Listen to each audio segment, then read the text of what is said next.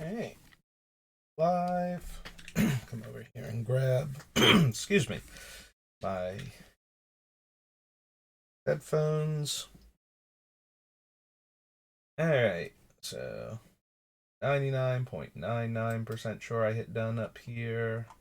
I also want to make sure that in like a minute or two,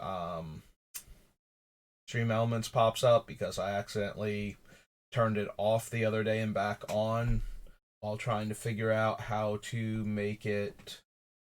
Actually, is that little tiny Stream Elements up there? That's little tiny Stream Elements up there. Huh. Hey, real quick, I also kind of want to see what that looks like. Oh, still on Octo's channel. Sorry, any Octo. kind of No. Go to my channel. Go to my channel. Stop bothering. No. multiplayer. Go to my channel. Go to my channel. Stop bothering. Multiplayer. Go to my channel. Go to my channel. Stop bothering. Multiplayer. Go to. It's like a little tiny block. I can't even see what it looks like on my own thing, like full page. And there's Stream Elements saying that I'm live. Okay. So this little block up here should do like the alerts now for when I'm doing stuff. I probably want to like try and make it transparent or something. Like if I turn it off, then it won't do like alerts when I get people following the channel and whatnot, which I want to have happen. And I think I have successfully set it up to do that, but I haven't managed to check while I'm live. So, and now this is going to require somebody to actually do that. Yes, I know about chat. Why are you showing me these as though I've never seen them before? Like, you have done this thing like 4 times now. Okay. Alright, moving back over then. Just wanted to see what that looked like, and it's like a little blobby thing up here that shouldn't have anything other than, like, yes, it should be a thing, but it shouldn't be, like, if we, I can only move, no, I should be able to drag it out, right? But it looks like it's just OBS's website, but I was supposed to, like, copy the URL and put it up there, so hopefully that works. Maybe I did it wrong. I probably did it wrong given my track record with things like this. I probably linked to the wrong part of the page, and so now it's like just Stream Elements and not actually my Stream Elements, and therefore would do the thing. But we'll see. In the meantime, it's just like kind of up here in the corner, not bothering anybody, so shouldn't be like that big a deal, even if it isn't doing anything. Like, it's not blocking any of the stuff on the page, so. Alright, so we're still working on Urza. We finished all of the premiere sets, so now we just need to do the end, like the portal and starter stuff, which had absolutely nothing, and I'm not surprised about that. So now we're going to go looking for stuff in the core sets. So M10 to start off with. And so far, all of nothing. Well, that's okay. That's probably going to be the case for a lot of this. Alright. Is this the Soldier Lord? It is the Soldier Lord, and it does give our soldiers vigilance. There are a couple other cards, though, that we have that give our creatures vigilance. Which is only super relevant if I'm going to make token copies of artifacts with tap-activated abilities, so I don't lose out on their activated abilities. Which is a thing I do plan to do, since I want to copy things like Darksteel Ingot or the indestructible blue-white artifact land from Modern Horizons. So I guess we could add her to the list then, and then just figure out which thing that gives all of my stuff vigilance I want to do. So this is Captain of the Watch. For some reason, I always thought she was like Knight Captain of the Watch. and I used to call her that a lot because I had. Yeah, I'm sorry to write Knight now, Captain of the Watch. Um, because I did not have an English copy of her for a while, so I would just call her Knight Captain of the Watch. So she's 4 white. Well, yeah, 4 white for Human Soldier 3/3. Human Soldier 3/3. But yeah, I run her in Risk because, it makes a bunch of buys like her and Deranged Hermit and Battlesphere because they all make more than 3 creatures, and the Hornet Queen. All of the ones that make a whole bunch of creatures. Since Risk doesn't care which particular tokens he has. Like, yes, she's a lord, but the Battlesphere can tap them to deal damage, and the Hornet Queen all have Death Touch, and the Deranged Hermit is a lord for a different creature type and different colors.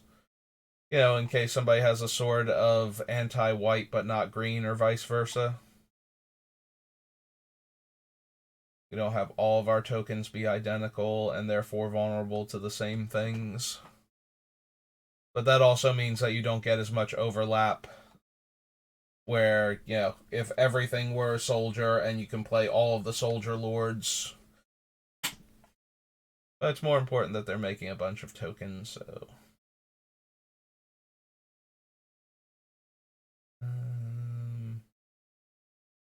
We should already have Fabricate on the list, so we don't need that.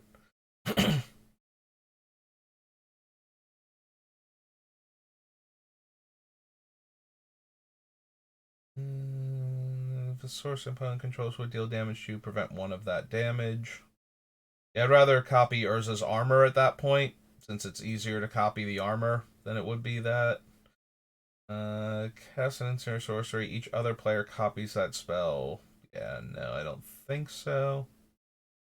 Spelling Mine, Ice Cage. So far, none of these. Station, Lifelink, Light Wielder, Paladin. Combat damage to a player, you may exile target black or red permanent that player controls. Meh.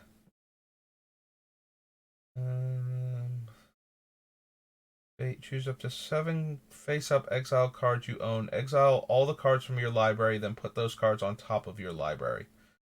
No, don't think so. Turn all artifacts and enchantment cards from all graveyards to the battlefield under their owner's control. This one I have to consider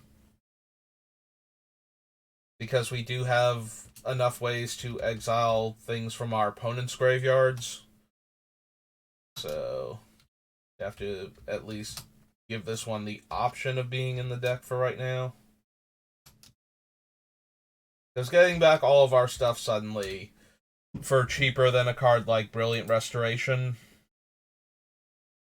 have to at least put it on the list and think about it. Doesn't necessarily mean it will make the deck, but. Angel. Out of Ruin. Kind of scrolling past some of these other things. Other soldiers you control have first strike. Yeah, I don't think so. Like, it's okay. I forgot there was a second soldier lord in this set that's just giving out first strike to creatures. Think we need safe passage. Like, I'd rather have one of the indestructible, like mass indestructible effects at that point. Snapping Drake. Deals combat damage to a player. Search that player's library for a card, then that player chooses a card name. If you search for a creature card that doesn't have that name, you may put it onto the battlefield.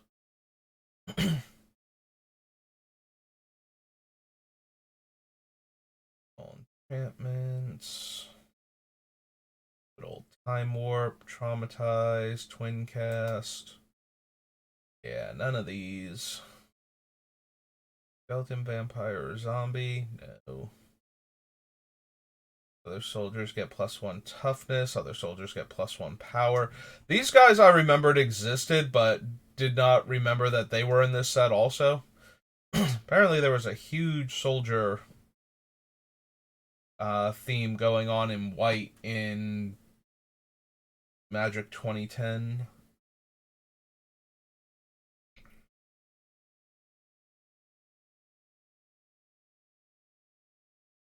Book, White Knight, Worm's Tooth, and Zephyr Sprite. Alright, so we pop back over to Gatherer. That was Magic 2010. 2011. Probably add Prime, or not Primeval Titan, Sun Titan to the list, I would think. We have enough cheap artifacts to get back.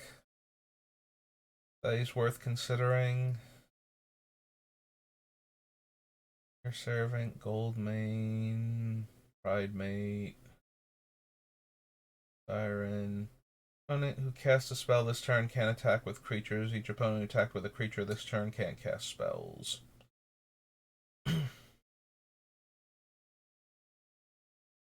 Clear Angel. Brittle Effigy is not the best thing to copy, but it is a cheap artifact. You do have to exile the effigy too, but since we'd be making token copies of it, the downside, of course, is that the tokens are creatures and won't have haste. So we need, like, Greaves or at least Boots. And then we can spend... If we can get Urza down below, his normal 6 mana activation, so that way we're not paying, like, 11 mana to exile a card each turn, exile a creature card each turn. That would probably be okay.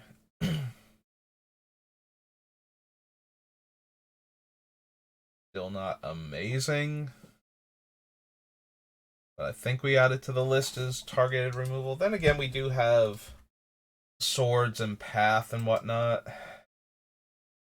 Oh, this is colorless. It's hard to get protection from that. But then we have, like, Spine of Ishtar.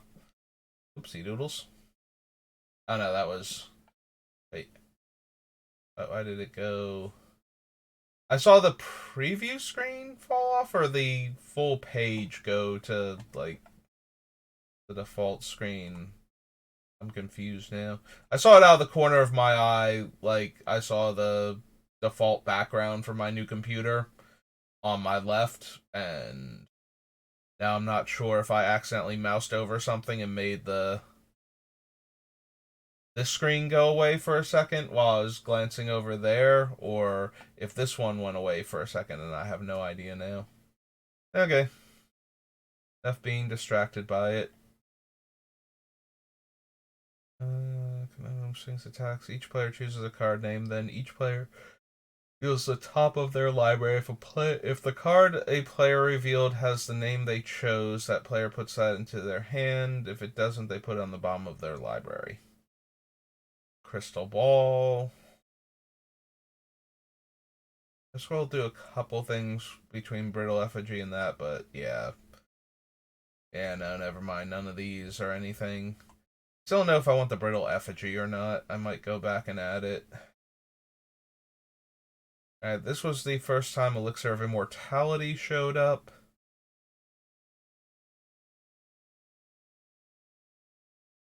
Don't think we need that for anything, though. It is a fun card against, like, random mill and whatnot, but usually you don't see a lot of random mill that doesn't exile, because a lot of decks will run the old Eldrazi Titans. Well, at least old Ulamog, if nothing else, just to use up all of that huge mana that they're generating in order to cast a Doomsday card that destroys a permanent and then has Annihilator. So yeah, anytime I have a deck that's worried about decking out, I usually have at least that Ulamog in it, if not other stuff. I don't know that I care. And you don't usually run into a lot of mill anymore unless it's self mill. Like that seems to be the only thing. Like people trying to either get major value out of the graveyard or trying to set up an Oracle of Thassa win. So not very often you run into like a Phoenix deck or something. Unless you do. Like nobody around here that I know of has a Phoenix deck that they're just sitting on, waiting for the right moment to go, okay, now I'm going to break it out and I'm just going to mill everybody and they're never going to know what happened. And if you do have a deck like that, you probably have, like, Leyline of the Void or something, at the very least in the deck, so I can't imagine. Jinx Idol is a reprint, and I don't think we need it. I do like Leyline of Anticipation. It is one of my favorite ley lines, if not my favorite ley line, just because casting stuff at instant speed is always so much help. But we do have, like, I know I put Liberator on the list, and I think we have Shimmermere and probably Vedalken Orrery too, so I don't think, even if we, like, it being an enchantment is actually to its detriment in this deck, because we can't do anything else fun with it. So, without having to turn it into an artifact first. I don't think we care about any of these so far. No, the Mystifying Maze.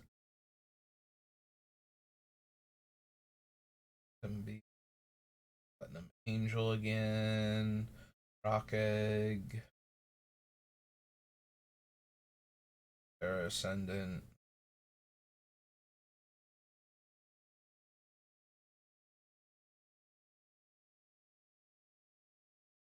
You tap, flip a coin. If you win the flip, sacrifice it and draw 3 cards. No. Steel Overseer, though. Like, I'm not huge on getting there with damage, but I think we should add him to the list at least.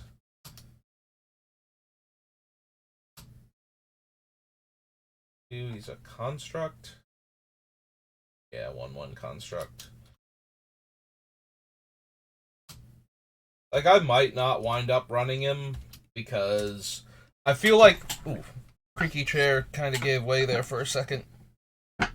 Almost... Oh, wow. Wow, the creaky chair is, like, falling apart behind me. Alright, hang on a second. I'm gonna mute this before I, like, lean back in the chair and fall over or impale myself on the one thing that actually stays on the chair when the back is loose. So I'm gonna mute real quick.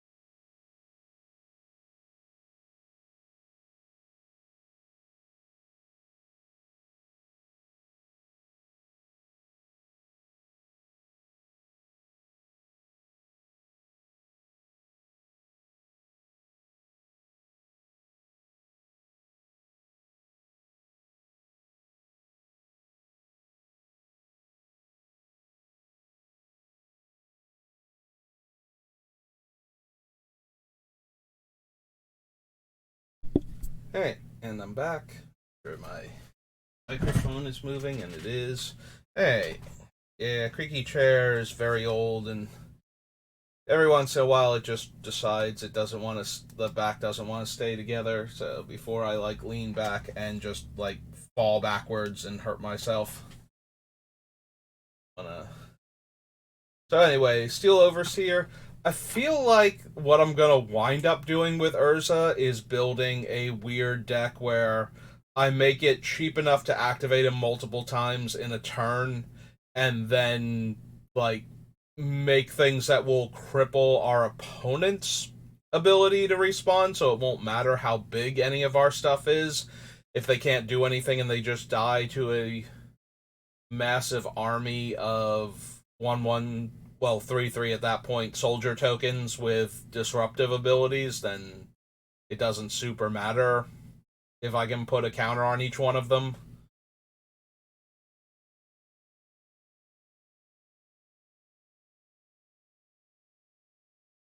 But I'm still gonna add it to the list just in case I wind up doing a more conventional everybody gets attacked by an army of soldiers and takes a ton of damage thing. Oh, he's in a lot of commander decks. I did not know that. Or did not pay any. I don't pay attention to the reprints a lot of the times because I don't super care. We will still add them to the list though. Being able to get back our smaller artifacts or anything else that's wound up in the graveyard is okay. The Titans are all giants, right? Yeah, just a giant.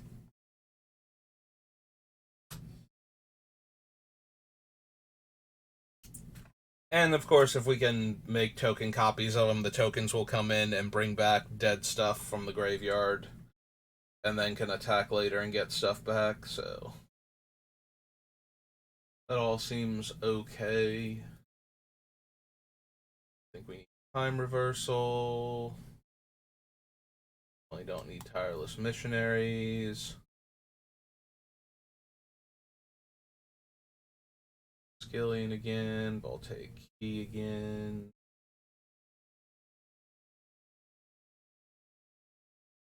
Okay. Seems alright. So is 11. Up is M12.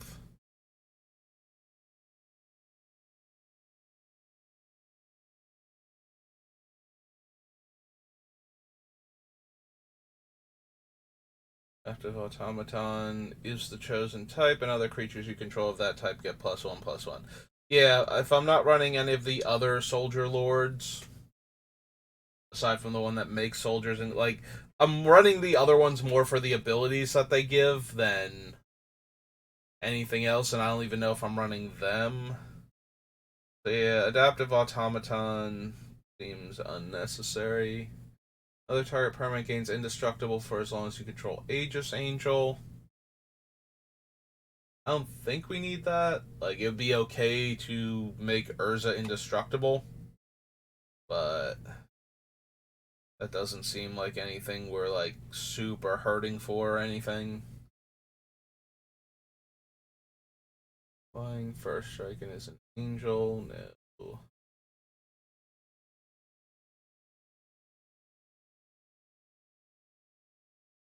Mercy. 3 damage to target attacking or blocking creature, and then doesn't untap next turn. We already had the Archon on the list, I believe, just in case I wanted to copy that. Drake. Oh, this is a set with the Empire pieces. Tap target creature, yeah. Making multiple copies of this wouldn't do much even. Like, we would have to have the cost reductions on top of that.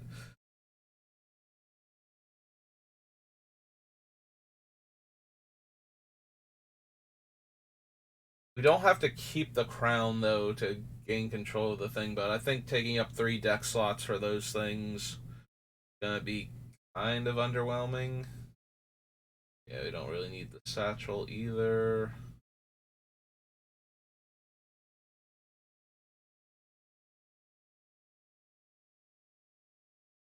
Opponents can't cast spells or activate abilities of artifacts, creatures, or enchantments. No.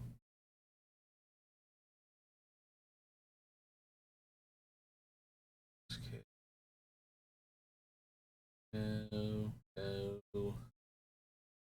All of those. Manolith. Is this a set with the 2-drop phantasmal image? Would we even want that? We have a bunch of other things that can copy our stuff, including copy artifact and mirror maid that we can get back with Sun Titan. So I suppose we won't need the illusion clone at that point. During your turn, prevent all damage that will be dealt to you. Yeah, there's Phantasmal Image, but yeah, I don't think we actually need him. You can only copy creatures naturally, so we'd only be able to copy our cool artifact creatures for shenanigans. And we can't target him with Urza either if something happens to the original. So that's kind of not the best.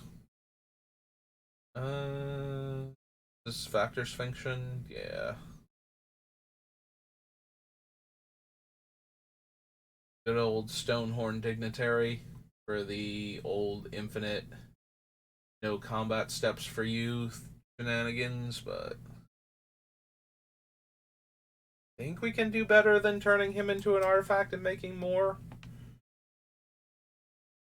I think we can. Maybe we can't. Who knows? Yeah, I don't need Sundial. This was where Swiftfoot Boots debuted, so we do need those. Swiftfoot Boots. Swiftfoot Boots is 3 and 1, right? But, oh no, it's 2 and 1. It's been a while since It's actually been a while since I've played Commander where I got Swiftfoot Boots into play.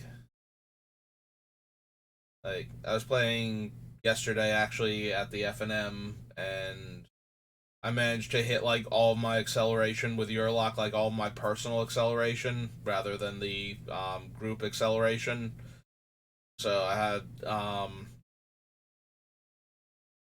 I know I cast Zendikar Resurgent and the Nyxbloom Ancient, but I think I had one that led into that, and then cast those and cast Zerta Ancient, and nobody managed to kill me with their double mana, so I managed to get like a 40-point Exsanguinate off the following turn. Maybe it's just accelerated with well, I Demonic Tutor for Soul Ring and then cast Oracle of Moldaya and got a bunch of lands off the top of my deck, so maybe I did just cast Zendikar Resurgent into Nyxbloom Ancient into Zerta Ancient. But yeah, it's been a while since I played a game where I actually got Swiftfoot Boots, and for some reason, I guess it's because it's 3 mana total to play an equip that I'm thinking of 3 mana, but whereas Greaves is only 2. But yeah, I think of Swiftfoot Boots as more expensive, so I guess in my head I decided it was 3 mana at that point. I don't see anything else. Like I said, I don't think we want any of the Empire's cards. I don't think we want to waste 3 deck slots and then have to fidget with all of that mana in order to activate all their different abilities. I'm pretty sure if we are anywhere near doing that, we probably have just won the game. Or we're about to lose anyway and nothing we're doing matters. Like, one or the other, when you have that much mana to keep doing stuff with those cards.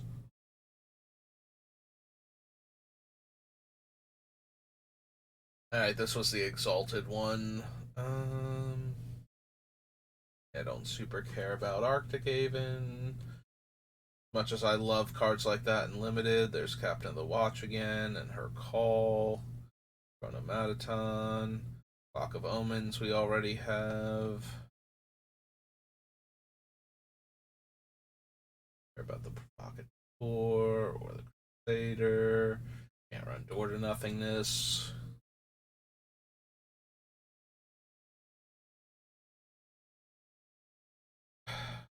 This is where Faith's Reward first came from. Turn to the battlefield all permanent cards in your graveyard that were put there from the battlefield this turn.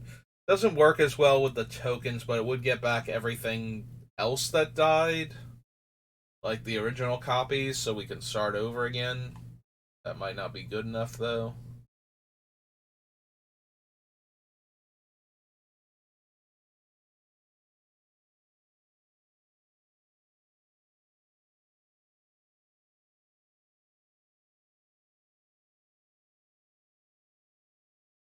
Or greater, no. Kite Sail. Pro Black and Exalted. I always forget, like, what. Because then there was the ones that were hexproof from colors, and I think they were in Dominaria. And then. Is there another set that's like. Oh, right, there's the newer ones that don't even have protection from the colors. They just are mirror images of each other. The one gains you more life, and the other one won't let your opponents gain life. They can pump. Trick, Omniscience, Cleansing, Primal Clay, Faithbender. All the rings are equipment, so they're not going to be anything, right? Let's see. Evocile is the blue one. Gives hexproof counters, and the white one gives vigilance encounters. Yeah. And then I don't really care about the abilities on the other ones if they're not going to be getting the counters.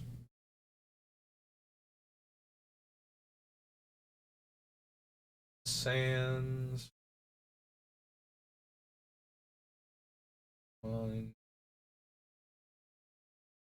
The Staff of Nin is fun.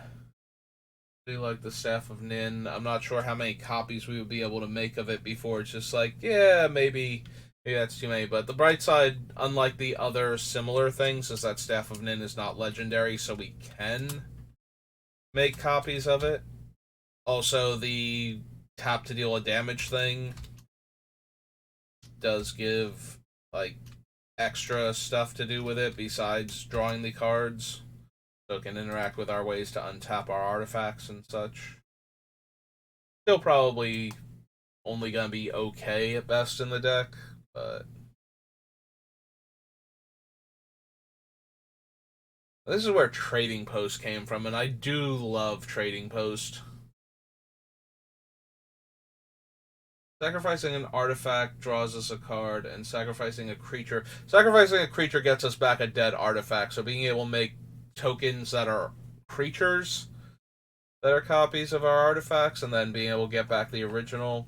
Yeah, I probably will. I always love Trading Post. Like, this is one of my favorite Magic cards. So, we're going to at least put it on the list. I don't know if it's going to make the deck. Yeah, I had a really fun standard one time with Trading Post. I think it was this one specifically, like the M13 one, because the M14 one wound up not being in a better position, but I'm pretty sure it's the M13 one with this, Roke's Faithmender. There's an enchantment where if you gain 4 more life during your turn, it's like Angelic Accord, you make a 4/4 flying angel token.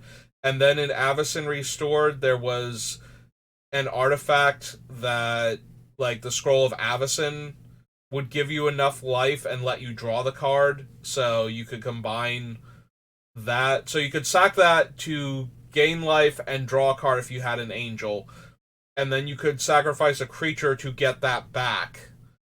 So you would be able to gain the 4 life each, or I think you gain 5 life off of Scroll of Avacyn. So you'll be able to gain the 5 life, make the angel, attack with the angel next turn, sack the angel to get the scroll back, replay it, sack it to gain 5 life, and draw the card as long as you had another angel still in play, and then get a fresh angel at the end of the turn. And I had a lot of fun with that deck. I used that for game day for one of the events, like whichever one. It was probably Avacyn Restored itself, Um, or no, we had definitely gone back to Ravnica at that point. Ravnica, like the return to Ravnica, came after that because one of my favorite moments is one of the better players in the event had to use one of his premier counter spells like Counterflux. It was specifically Counterflux on Scroll of Avacyn to not lose the game. And having to spend a premium counterspell on a card that's like 15th pick draft shaft in order to not lose the game is one of those things that makes me feel very good about the way I constructed that deck. So,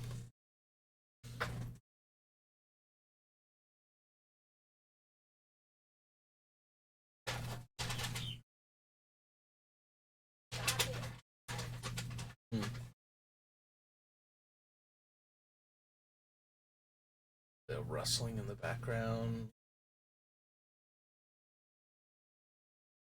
Okay. I believe my mom is home. So yeah, we don't need anything else. I'm looking. I scroll back up because I kind of rush past like Void Stalker and whatnot, but need any of those.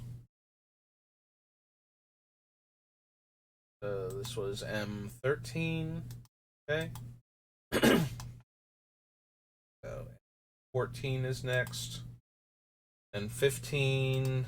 Then Origins is technically 16. And then we skip a few years. And then we go to the course at 2019, I believe.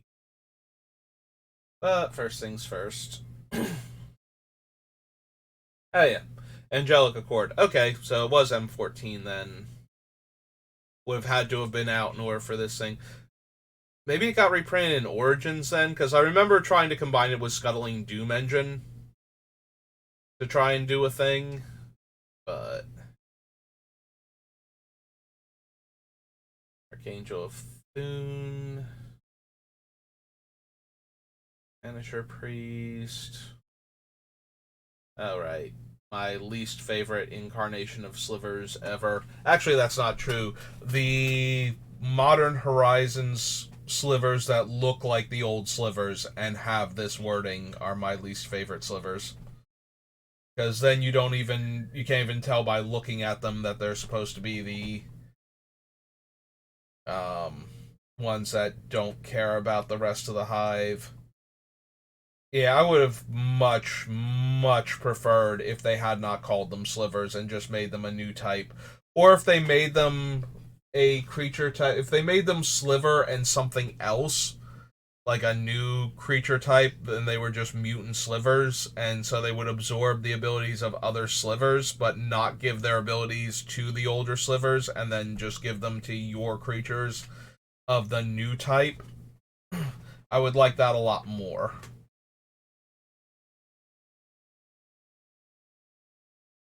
Yeah, that one, like, they do that now because they don't want the feel bad moments of your thing buffing your opponent's thing and making your opponent's thing better. But I feel like that was one of the most defining traits of Slivers is that they did not care about anybody else. I think I go over this rant every time I get to this. That's how much it bothers me. I just really wish they had not done that with Slivers. Like, I still hate that to this day, and I will rail against. I almost said rally, and I was like, that's not quite right. I'll rail against that decision till the end of time. Like that might be one of the like. There are a bunch of hills that I will consider dying on for Magic that most people would look at and go, yeah, I can kind of see that one. The Sliver one though is definitely one of those where it's just like, no, this is my vendetta against Magic. Like, how dare you do this to Slivers? That a lot of people are kind of like shrug. I know there are people that also care about this, like they do not like that Sliver design, but way more Magic players are way more okay with say that than things like the secret layers with unique cards in them, or um, like their opinions on Companion and how healthy it was for the game when they were printed. Things that are way more negatively viewed they seem to be way more negatively viewed by the general Magic population than, say, my opinion on Slivers, which there are a lot of people that hate the Slivers, but I don't think that's, the majority of Magic players. Lifelink and can't be the target of black or red spells your opponents control. Spells specifically, so they can't be hexproof from red and black. Okay. Fortify, Gale Rider, Sliver.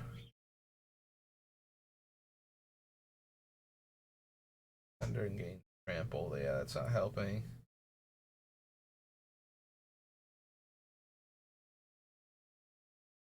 Only if you control no creatures. Although it is only activate, but then again, Urza would have to be dead after making all these tokens. Oh, and they would be creatures themselves, so they can't even become 4/4 spirits. Never mind. They are themselves creatures, and therefore it cannot activate the thing. Yep, okay. To the battlefield tapped, indestructibility, Jace's Mindseeker. Yeah, I'm thinking about, I can play those and animate them, but I have to animate each one in response to the other ones. Like, wait a minute, no, they're already creatures. That's not how that works.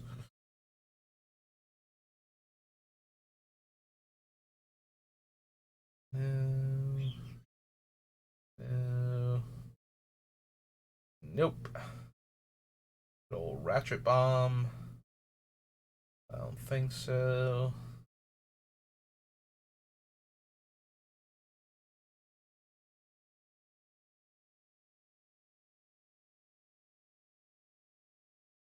Pegasus. I don't think we need any of them. This. It's Vigilance and Lifelink until end of turn. Bionic Resonator. Target triggered ability I control. I don't think there's any triggered abilities in this deck. Like, specifically triggered abilities that I want to copy that badly. Activated abilities, yes. Triggered abilities, not so much.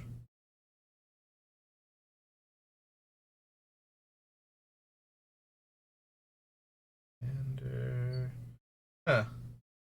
Maybe it was just that it was still in Standard when Origins came out.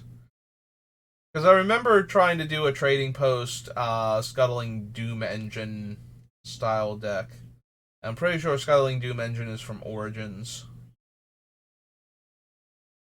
But I guess not. It would have to be from M15 then. Because otherwise, the old one wouldn't still be legal, I don't think. I think there was still. I think at this point we were only on 2-year gaps for the set, so. We're not running any of these walls. We're not running Wind Rider Sphinx. Or Wind Reader Sphinx. Wind Reader Sphinx. But yeah, it's just in those two M sets and then a bunch of Commander sets, so it would have had to have been next year's set then, I think. I don't think there was any point in time where all 3 sets would still be in. But maybe there was. What do I know?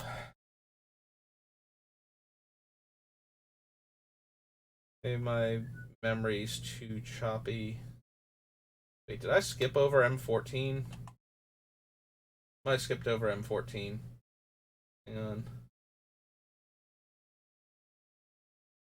Yeah, let's go back. I think I just skipped M14. I could be wrong, though. Did I not add anything from M13 or M14 for that to be true? Oh no, this is M14. Yeah, I remember. There's the slivers. Okay. Yeah, we were on M15 then.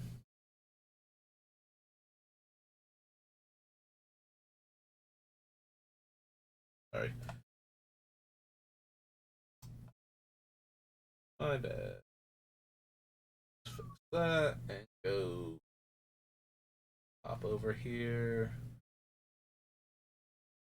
Flying as long as you control an artifact. Oh, maybe this was the set with Scuttling Doom Engine then.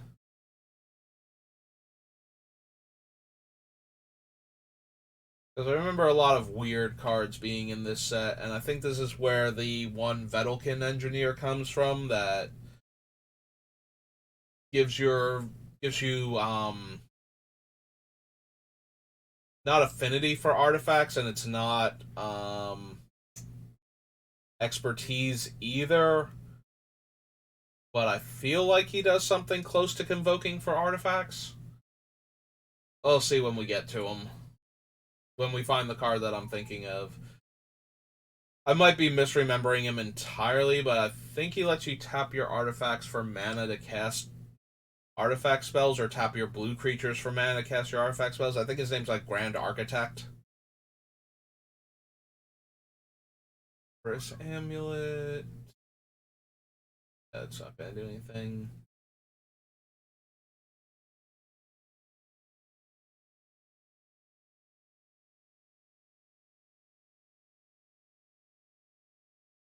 There's a battlefield, search your graveyard, hand or library for an aura card, put it onto the battlefield, attach the giant, and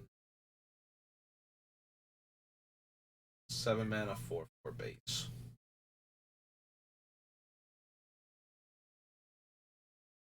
Table, Chasm Stalker. There's Chief Engineer. Artifacts you cast. Oh, artifact spells you cast have Convoke. He does give so this one gives Convoke. What is the Grand The Grand Architect lets you turn your blue creatures into artifacts and artifacts into blue creatures, and then does stuff with them. But yeah, no, this guy was definitely in the same like deck where I was trying to make the Scuttling Doom engine work. Artifact spells you cast have Convoke. Maybe? Maybe we're in the market for Chief Engineer, so we come down to M15 and we go Chief Engineer. We're a Vedalken Artificer, right?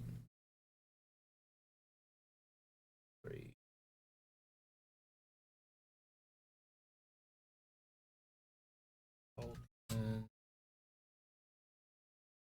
Sir, 1.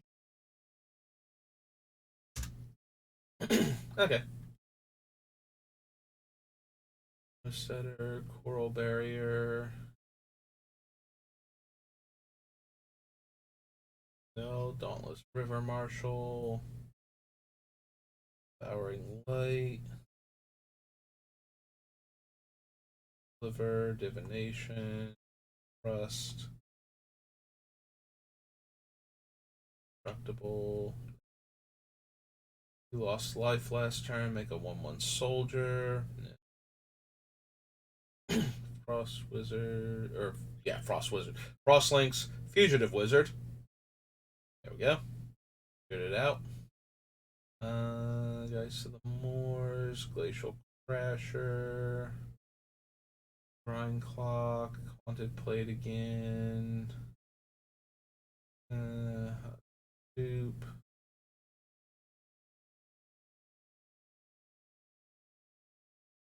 Angel, Invisibility. Worst Jace. I think.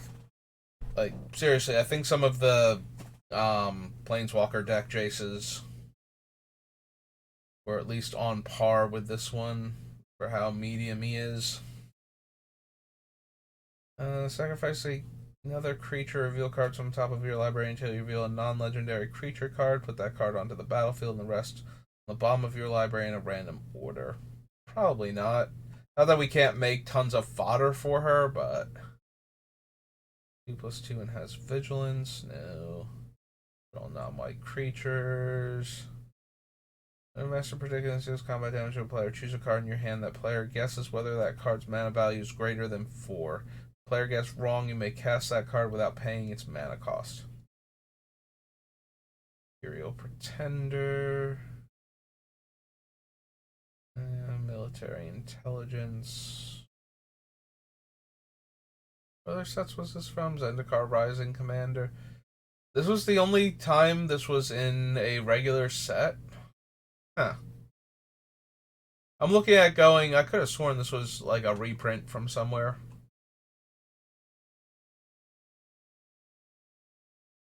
Nimbus of the Isles, Obelisk of Erd. Alright, so giving +2/+2 to all of my things is enough of a big bonus that if I just start making copies of this, it starts to get out of hand pretty quickly.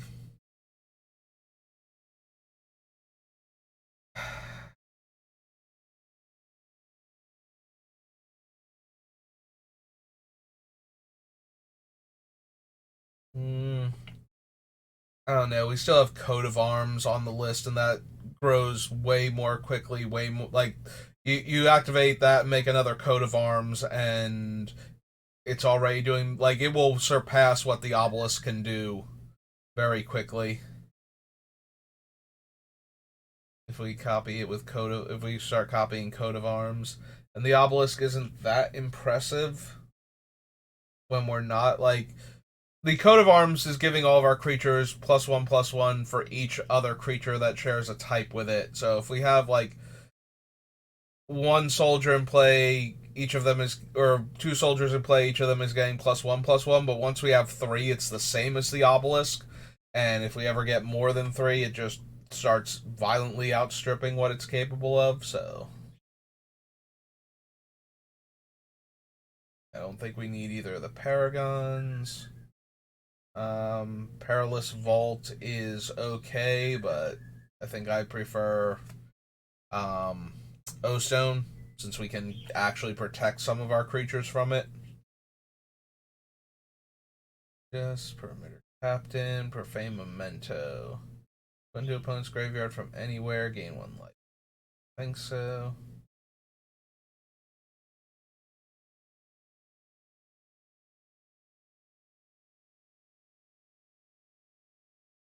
Archangel. The life total is less than your starting life total, it becomes equal to your starting life total. Hmm. Like, that one would be an okay one to copy. Oh, yeah, there's Scuttling Doom Engine. Okay. Is he also in Origins? No. Huh.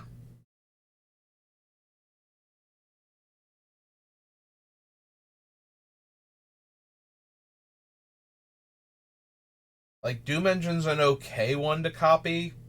Then we have a bunch of 3/3s that can't be blocked by smaller creatures. And when they so they can't block them with smaller creatures, but because they're 3/3s instead, anything that can block them would kill them, causing them to explode and deal the 6 damage, so that's a little bit better.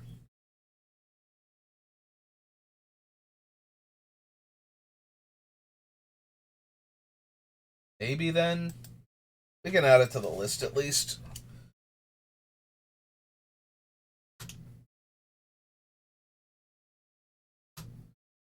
Oops.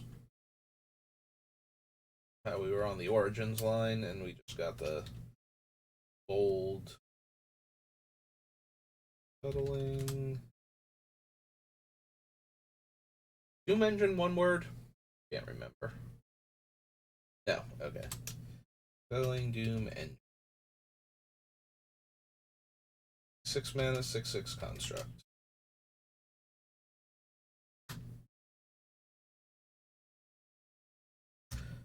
End of the day, I probably wind up cutting it, but I do like the idea of this thing that, like, the copies are so small that anything that can block them will kill them and cause them to deal the damage to an opponent, so...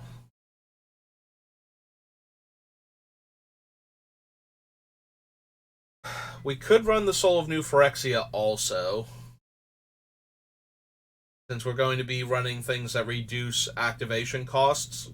Getting the soul on board just means that opponents will have to exile or bounce our stuff at that point in order to interact with it properly, or force us to sacrifice it. Like, we remove a large swath of the cards that can interact.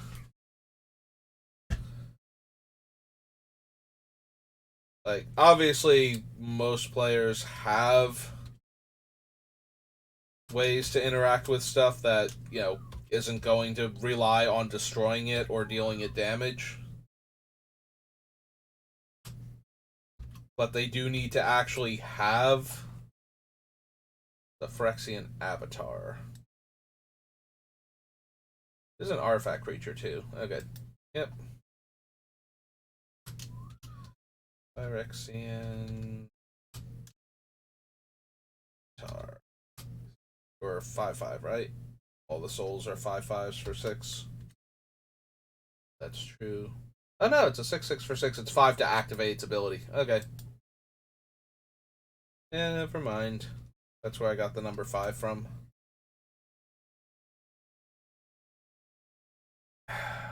So yeah, it just takes out a bunch of random ways that players run that would normally get them back into the game, like a Wrath of God, Damnation, Blasphemous Act type of card.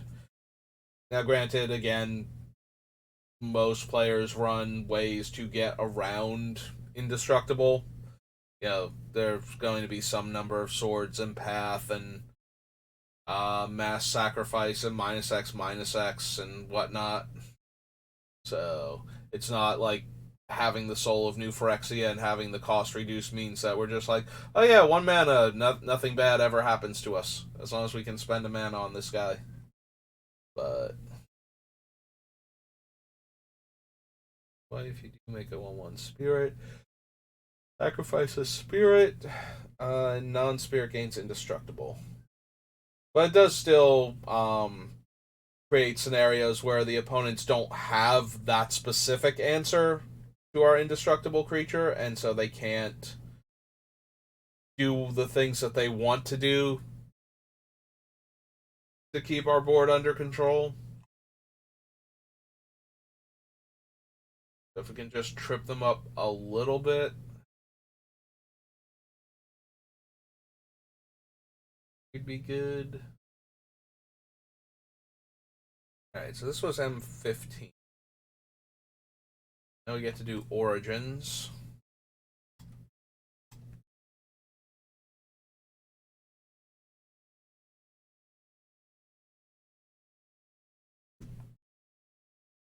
Can find anything fun there.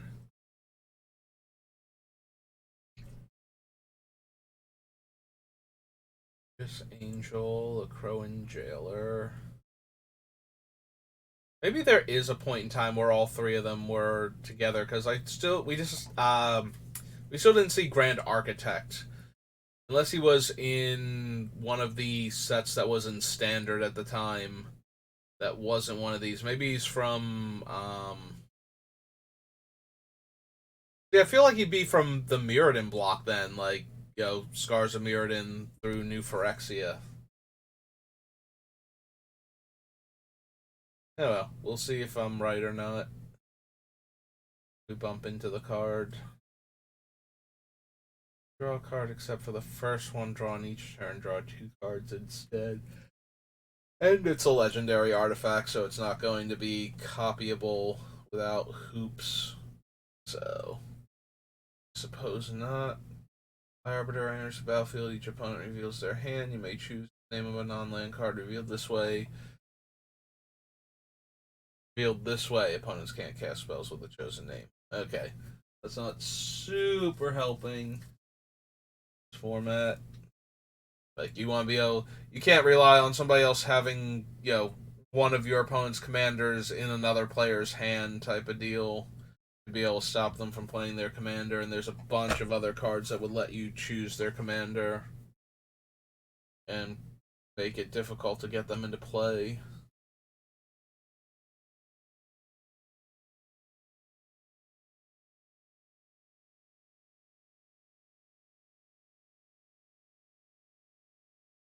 The Archangel of Tithes. I was checking to see because I know it creates restrictions where you have to spend mana in order to do things, but it's for attacking and blocking. And I don't think we bothered with Windborn Muse Propaganda or Ghostly Prison, so we're not running any of those. I don't think we need to run this one either. The Archangel of Ties. One more color Thopter token.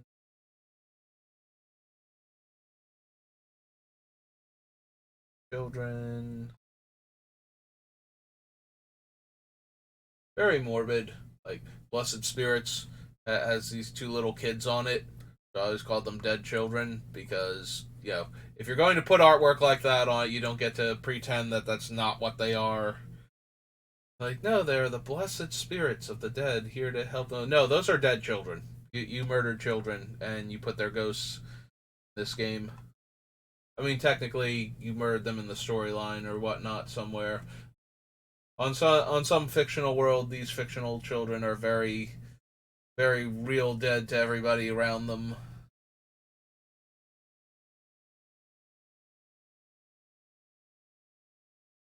And now they're ghosts or magic cards that will help you if you play enchantments.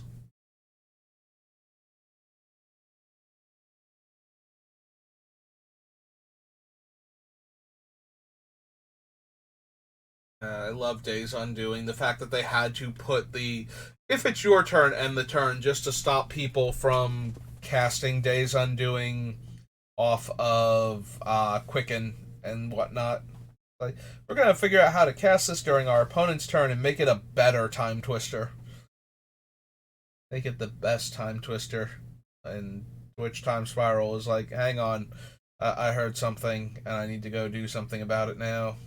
But yeah, Days Undoing might have actually become the best time twister if you could cast it at instant speed if it didn't have that clause.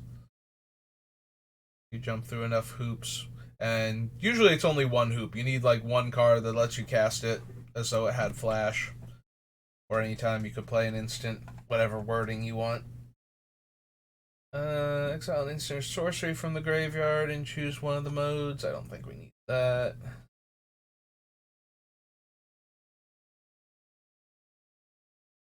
That one. Aesthetic.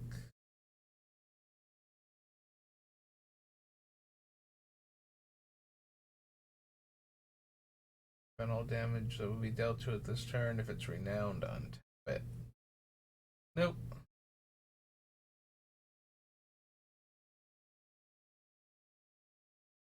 Don't think we need the Foundry. I'm gonna run Little Kid Gideon, and I don't think we're running Little Kid Jace either. Spell Mastery. Indestructible until end of turn. Automaton, no. Guardians of Letus, no. Hangerback Walker.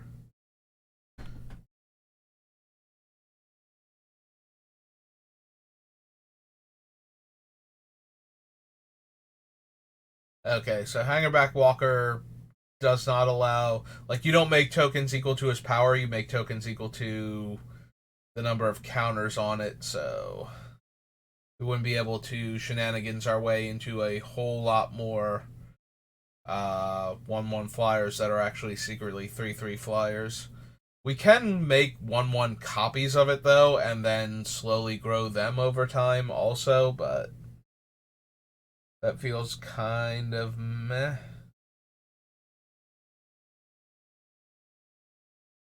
4 life, draw a card.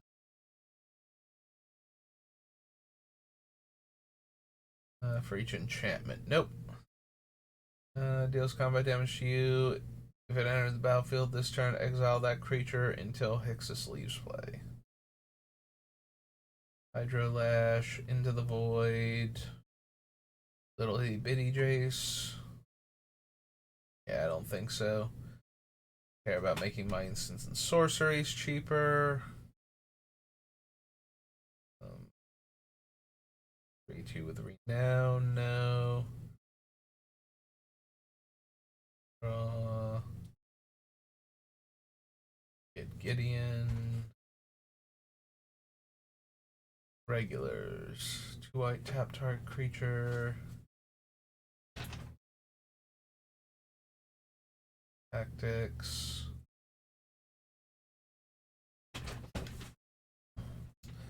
Ring Responder. Doesn't untap. Costs 7 mana to untap it. When it attacks, it deals 7 damage to target creature defending player controls.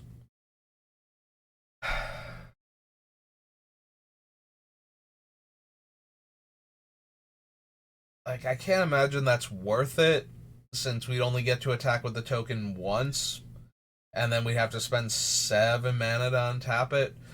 I mean, we can get the untap cost all the way down to 1, but that still seems awful, if I'm being honest.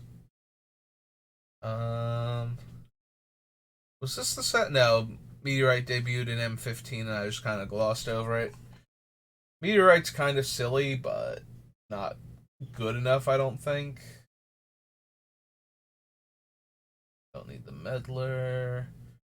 Murder investigation, no. Orbs of Warding. I have hexproof. If a creature would deal damage to me, prevent 1 of that damage. That one's kind of funny, in that if we get a couple of them out. Yeah. I was thinking Urza's Armor, and I forget if we actually wound up with that in the deck, so now I'm curious. So we're on Origins.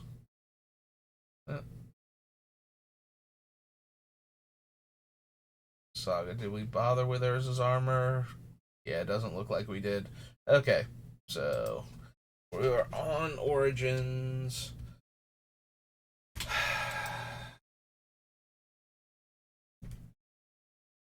Like, yes, there are times where me having hexproof would be okay, but a lot of those times the preventing 1 damage from, although it does only prevent the damage from creatures, so other sources dealing the damage. I'm thinking of like aristocrats decks that tend to combo off by, and then whenever a creature I control dies, deal 1 damage to my opponents and I gain 1 life, and or target player loses 1 life and I draw a card, loses a life and I gain a life. I mean, there are certainly aristocrats decks where I was losing life and the aristocrats player was drawing cards at the same time, but those two are usually not that well connected. Do I want Orbs of Warding?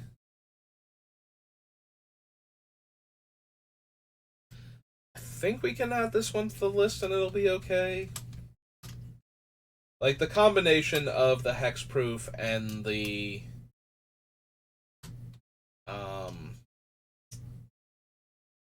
oops, I reversed those two. The combination of the hexproof and the damage prevention, I think, push it a little bit. But just a little bit, not too much. And I can still see cutting it at the end of the day. Goggles, Ramroller isn't anything. I mean, it's slightly a thing. If I make token copies of it, they'll be 5/3s because of the buff from Urza, and the base one would be a 6/5. But yeah, it doesn't have anything else going on for it, and it has to attack, so. Player draws a card? No.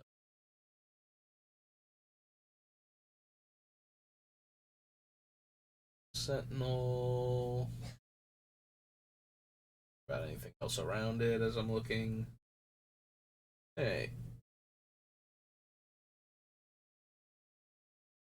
On over here. Sigil is an equipment, right? Yeah. No, no, no, no, no. Starfield, Bonds, Swift Reckoning, Sword of the Animist is kind of meh. Like, we can't copy it, so.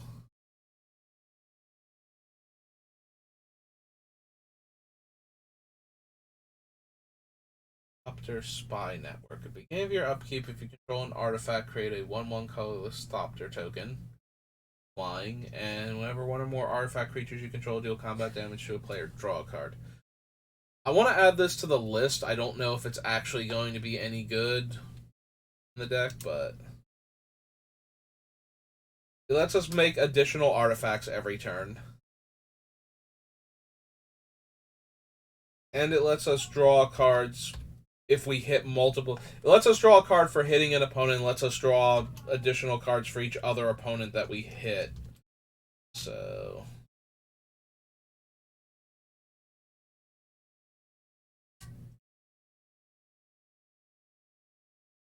I think we might be interested in it. It's not, like, guaranteed or anything that we'll run it. Choose from opponents that player controls an artifact, a creature, an enchantment, and a planeswalker, and then each player sacrifices all other non-land permanents to control.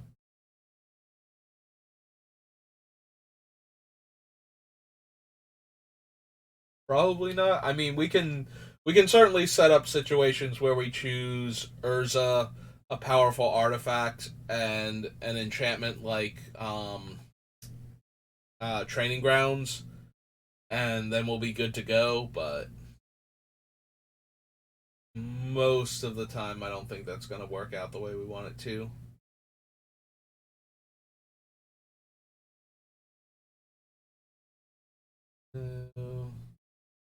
Whirler Rogue, Willbreaker. So yeah, okay. So that was all the Origins ones. Now we have to do like core, right? Because now we're on M19. Get rid of Origins. Go core. 19.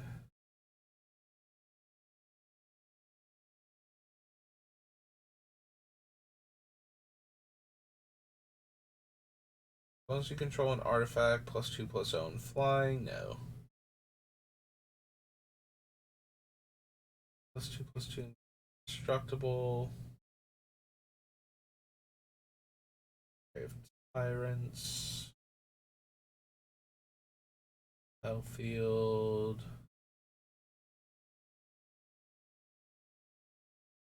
Council either or influence. Planeswalker. Creature or planeswalker you control dies. You may sacrifice a Johnny's Last Stand. If you do, create a 4/4 white avatar creature token with flying. Spell ability causes you to discard this card if you control planes. Create a 4/4 avatar token with flying. I think so. Creature enters the battlefield under your control. Gain the life. Whenever you become the target of spell or ability an opponent controls, counter that spell or ability unless its controller pays 1. Creature tokens, just in general, get -1 power. Yeah, no. I might have been mildly interested in that. But then again, we already have the Orbs of Warding, and I think they're doing a better job anyway, so. On all fronts. And especially since they're not ruining my own creatures in the process.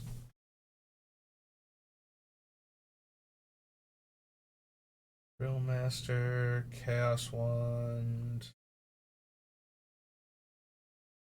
Cleansing Nova, Lifelink, +1/+1. Oh, it's one of those from the Planeswalker deck. I'm like, I do not remember this card at all. Deckhand, Diamond Mare.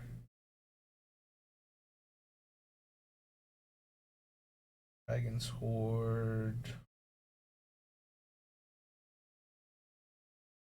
And gloss over anything, right? As far as the creature spells and whatnot, yeah, it doesn't look like it. It's one of those ones where I'm like, I'm kind of focused on the artifacts at this point because there haven't been a ton of creatures that have been what I'm looking for, but that doesn't mean there couldn't have been creatures, and I might be scrolling past them too quickly, not giving them their proper due.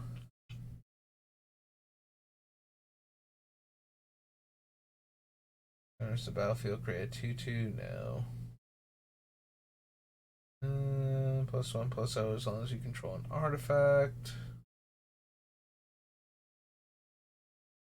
Page.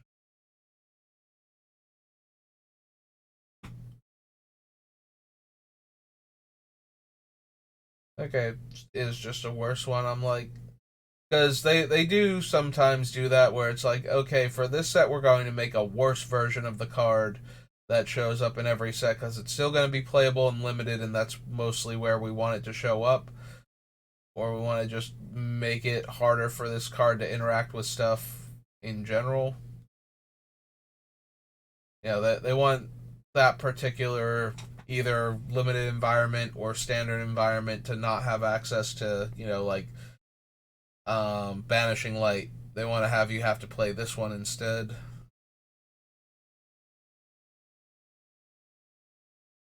Each non-token creature you control and sacrifice her. Creatures you control with power less than her power gain indestructible. Well, most of my guys are going to be 3/3, so that's not helping anything.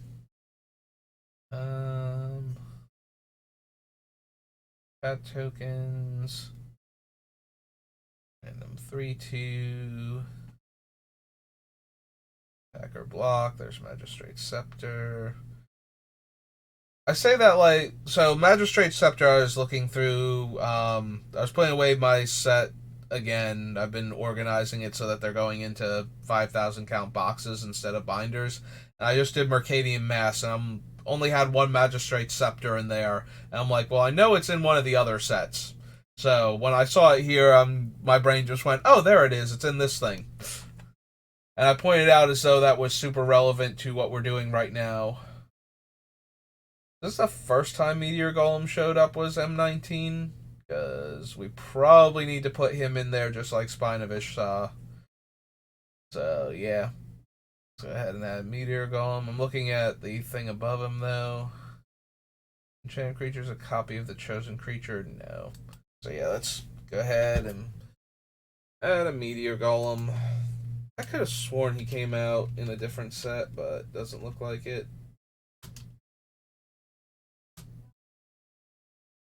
7 construct. Oh no, wait, he's not a construct, he's a golem. He's Meteor Golem. It'd be really weird if he was a construct at that point.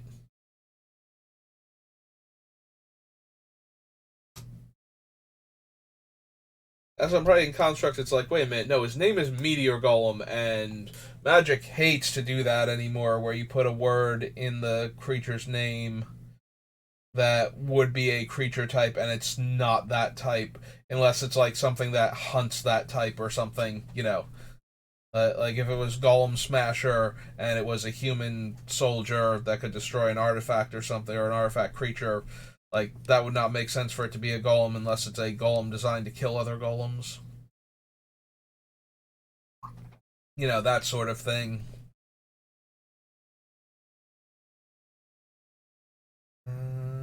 Draw 2 cards. Yeah. Also, I gloss over anything. Like, I went past this thing pretty quickly. Non-token creature when entering the battlefield and wasn't cast to exile it. Yeah, not something I actually need, but definitely something I did not read the text on or remember what it did, so best to go back and check. Nexus of Fate, Novice Knight, Omen Speaker, Reprint of Omniscience. Patient Rebuilding, no. 5 tap, sack it, draw a card, no. Draw a card, each opponent mills 2, no. London Angel, no. Alright. Oops.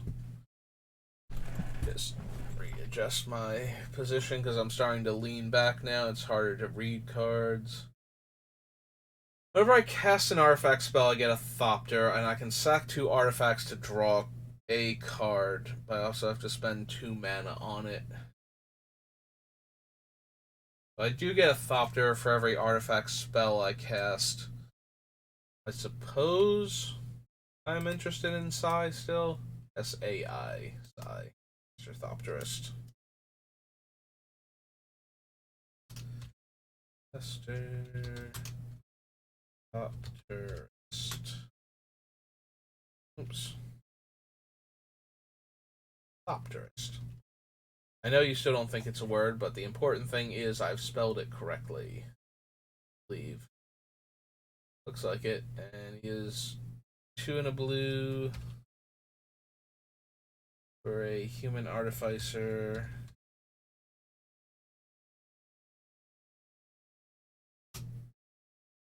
Four.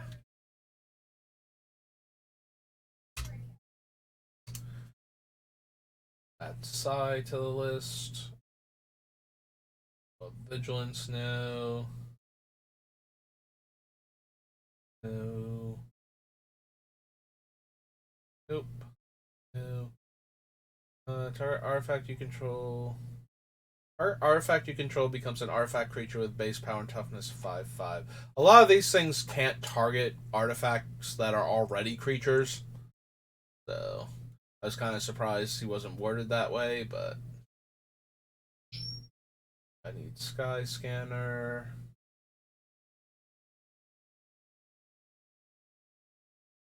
A creature, it can't have counters put on as long as it remains on the battlefield. That player can't get counters for as long as it remains on the battlefield. No.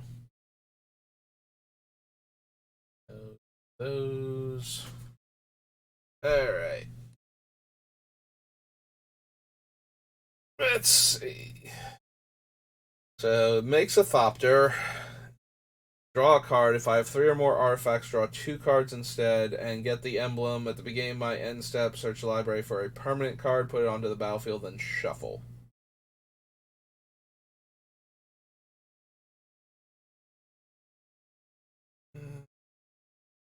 Face down, they're 5/5 artifact creatures. Okay, so we have no interest in Cruel Machinist. Do I want Artifice Master?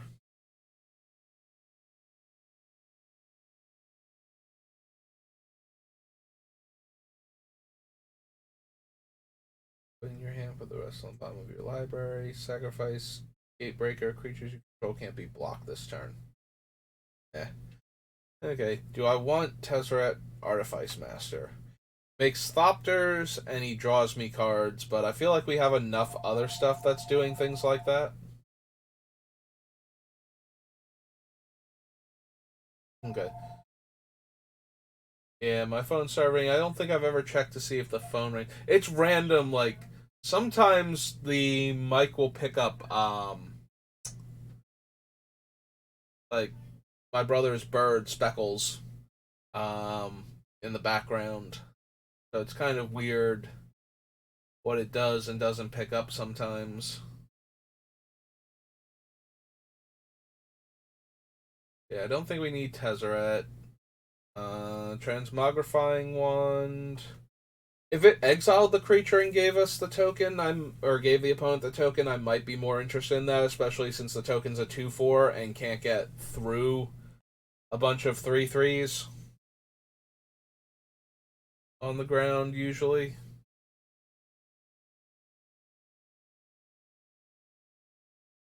But yeah. Okay. Alright, so that was M19. Come back here and do 4 set 20.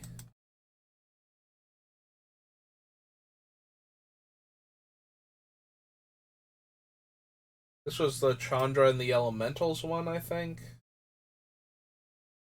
Because I think that last one was Bolus. I think. I forget if we saw the artifact that gets the land types out of the deck. Agent of Treachery.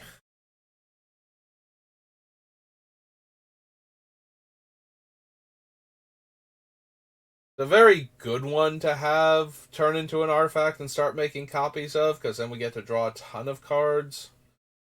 But then we have to draw a ton of cards. Like, if you control 3 or more permanents you don't own, draw 3 is mandatory. So every copy of Agent of Treachery starts to get a little more out of hand.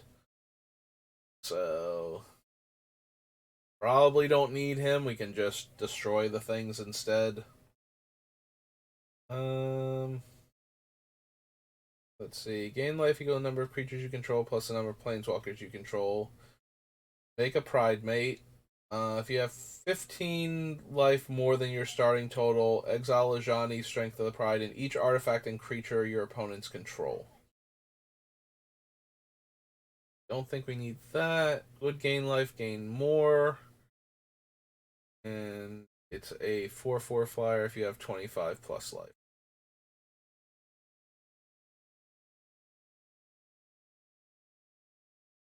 Good, all of these so far. Raptor.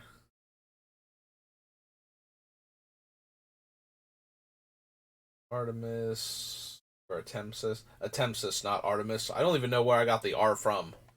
I guess my brain auto corrected. It starts with A and has an M in the middle and ends in IS, so it's like, that's Artemis. You know, fancy name. Gotta be Artemis. It's like, no, that's not Artemis. That's the war goddess. Stupid brain. Gain 4 life. Angel dies. Get a spirit.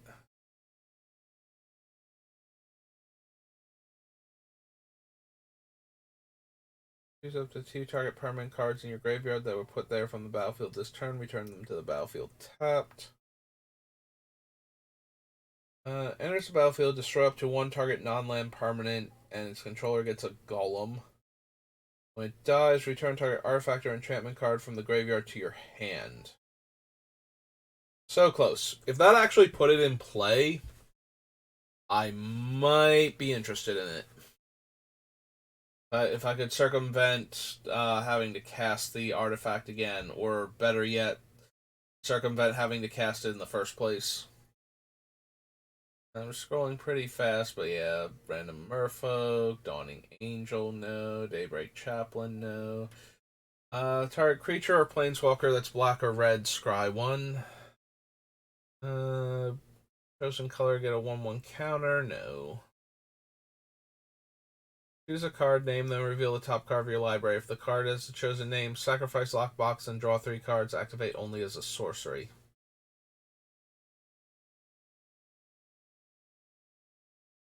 One, get +1/+1. Dungeon Geist. Isolation. Field of the Dead. We are dangerously close to Field of the Dead as far as lands with different names, but I don't want another colorless land that's not doing anything to help me, and 2/2 zombies aren't on theme for this deck at all, so.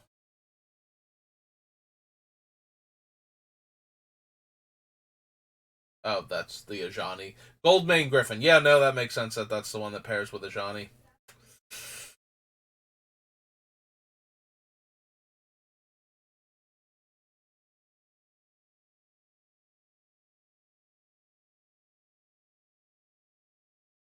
Creature type creatures you control the chosen type get +1/+1 and 3 tap. Look for more of them, but like everything else in that particular vein, does not do what we need to do.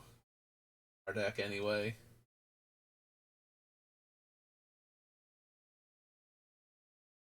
Oh, nope. Alright, there's Manifold Key, and I'm pretty sure we're supposed to add that to the list, so.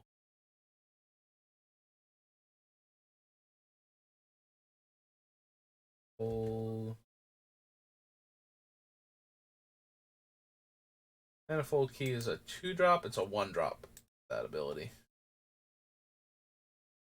That is just strictly better Voltaic Key. In that it has all Voltaic Key's game text and the ability to make a creature unblockable. Placer, Masterful Replication. Choose one. Create 2/3/3 golems. Choose target artifact you control. Each other artifact you control becomes a copy of that artifact until end of turn.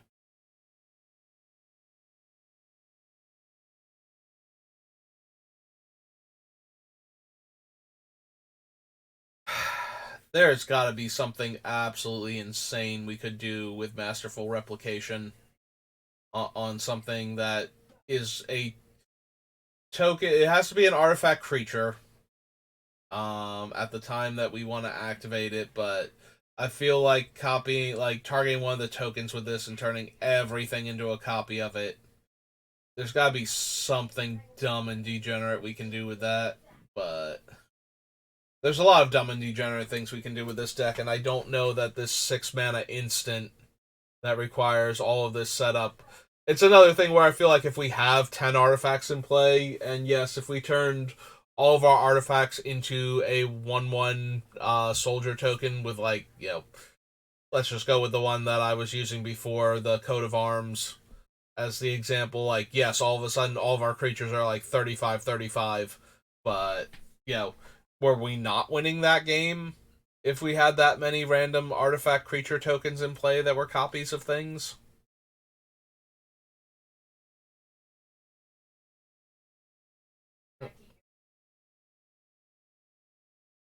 Flying makes a elemental bird creature token.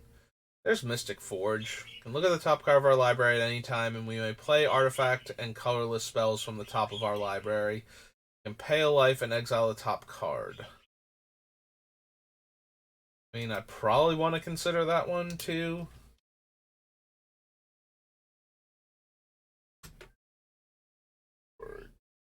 A 4-drop artifact.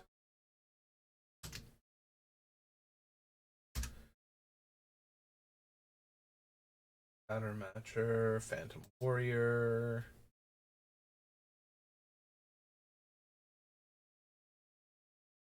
Cleansing. Portal of Sanctuary, artifact. 1 tap, return target creature you control and each R attached to it to owner's hand only during my turn. Deals 1 damage. When it's put into a graveyard from the battlefield, it deals 5 damage to any target. That feels much the same way as Scuttling Doom Engine, except Scuttling Doom Engine is... Although this one can hit creatures. Scuttling Doom Engine can only hit players and planeswalkers. Huh. That still feels medium at best. I do like the idea of our creatures turning into Obnath's elemental tokens on top of everything else that they can be doing. But if they're turning into those and they're not turning into other things, and at least the Doom Engine makes it so that they have to block and kill them, or they can't block them at all, and they're taking 3 damage instead. Enchantment spells cost less. Yeah, I scrolled through a bunch of these quickly, but none of them should be anything. Like, we didn't want Scuttlemutt the first time. Scholar of the Ages might be one of the more interesting things, but it's 7 mana to start off with. We have to turn it into an artifact, and then we have to have 2 dead instants and sorceries that we want to bring back. So, yeah. Feels a bit too mana intensive, and once again with all those hoops. Lots of things that we could do that are cool require like 2 or 3 steps is the problem, so I just kind of want to avoid the whole 2 or 3 steps bit. That was 2020, so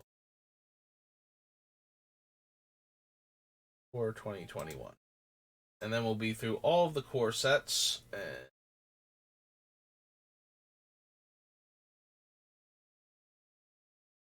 Current of Hope. Control Basri Planeswalker, put a 1/1.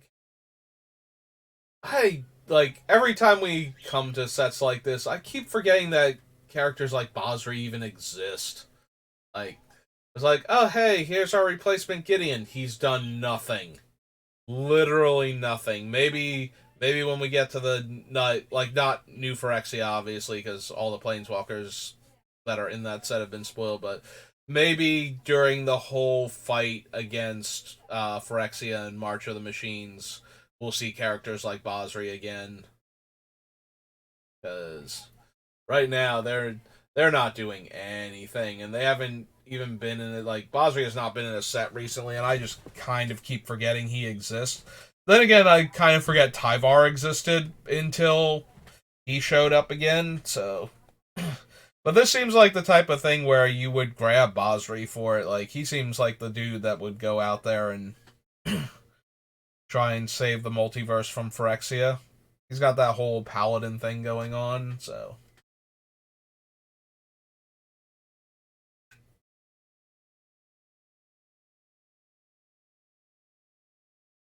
Yeah, we don't need Baron. Bosri's got a whole 1/1 counter theme going that we don't care about. And yeah, he makes soldier tokens, but that's not really a thing for us.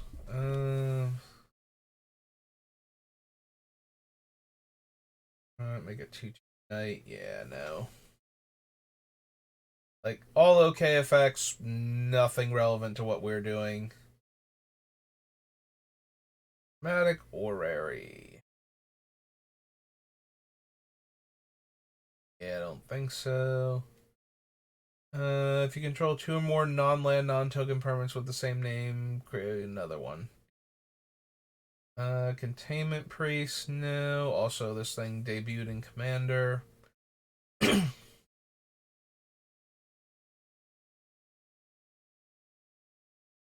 That'll cost 4 mana less to cast.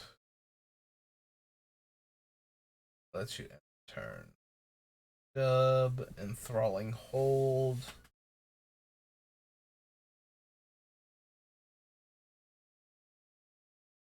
F Golem, Fabled Passage, Faith's Fetters. Makes 1/1 tokens, Feet of Resistance. Battlefield tap, no thank you. No, no, no. And cast a spell from anywhere other than your hand, draw a card. Discard a card, can't be blocked this turn.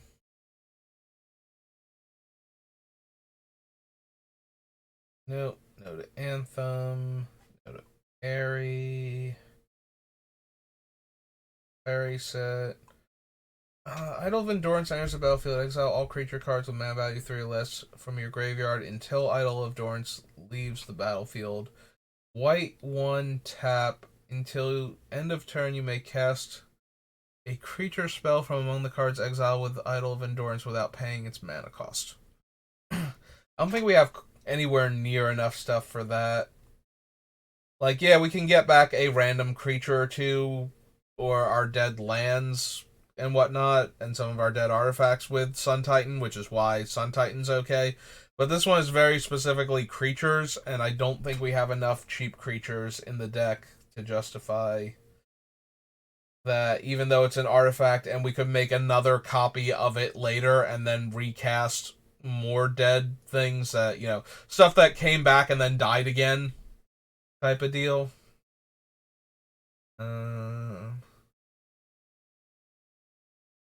Light of Promise.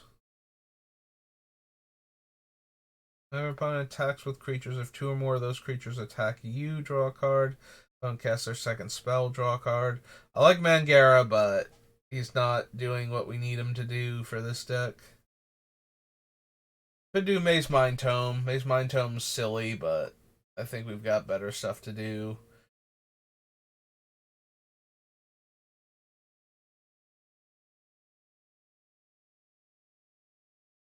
+1/+1, prevent all combat damage will be dealt this turn to dogs you control. Palladium Mirror, Prismite, Pursued Whale, old Rambunctious Mutt.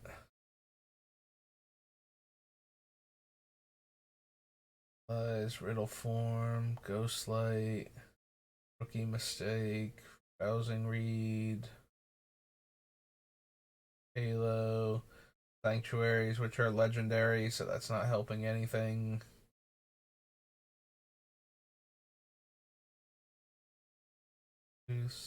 Savior, Shacklegeist. Can block only flyers. Tap 2 untap spirits. Tap a creature you control. No. Creature. Each striker gets +1/+1 until end of turn. Start new. Robot. Spark Hunter Masticore.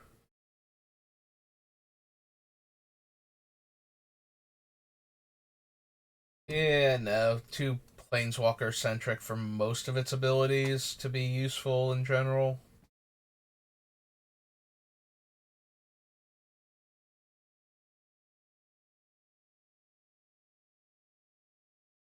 Alright, this is the set Sublime Epiphany comes from.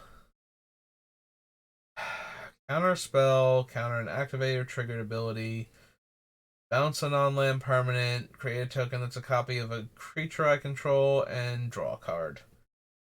I have to believe that I do not want this thing. Like, this is one of those cards where if your opponent has no way to interact with it and you actually manage to cast it, you do wonderful things.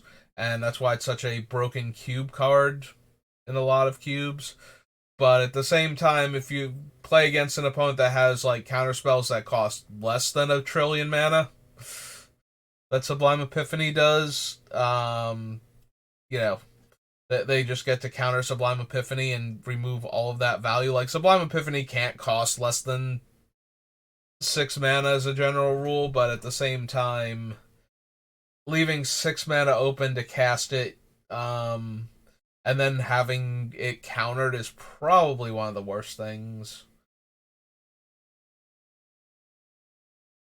Like this deck does not get enough benefit, I don't think, from it. There are definitely decks that do, and the main reason I'm thinking about this is we get a token copy of one of our creatures on top of everything else.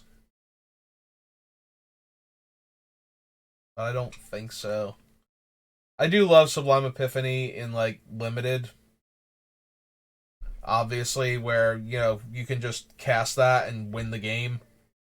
Because that's what that does. That thing is like 10 billion cards worth of value if you actually resolve it during a game. It is so hard to lose. Like, you have to counter a terrible spell, and your creature either has to be super mediocre or die in response. And I still think you usually get enough value out of that card that you can probably win the game from there. Just by drawing the extra card and either tempoing your opponent by getting rid of one of their other creatures they could be attacking you with, or bouncing your value creature back to your hand that you weren't copying.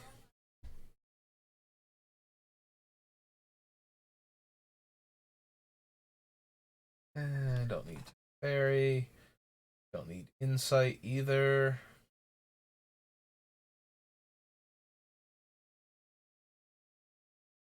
It's the one that searches for the Planeswalker deck to Fairy.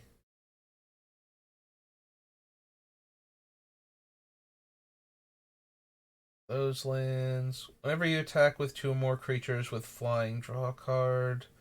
Redraw a card, you may pay 1. If you do, you may tap or untap target creature. Drawing at least 2 or more cards this turn can't be blocked. Odds Crypt, Ugin, Valorous Steed. Nope. Ooh, excuse me. Vryn Wingmare, Waker of the Waves. Watcher of the Spheres with flying cost 1 less. Battlefield on your control, Watcher gets +1/+1. Windscar Crag and Wishcoin Crab. Okay. That was all of the core sets. Then we have Conspiracies and Battle Bond.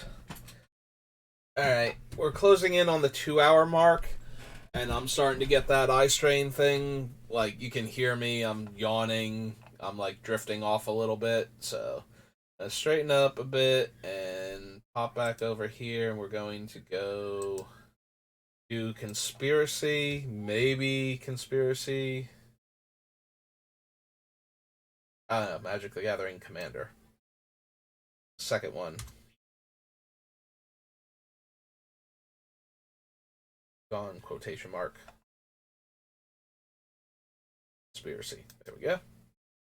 So we'll do this Conspiracy set, maybe the other one, and we'll see how I'm doing. X counters where X is the number of instant sorceries in all graveyards. Remove the counter to draw and discard.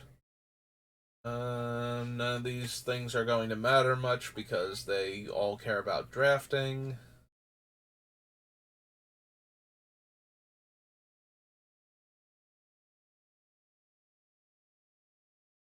Brago.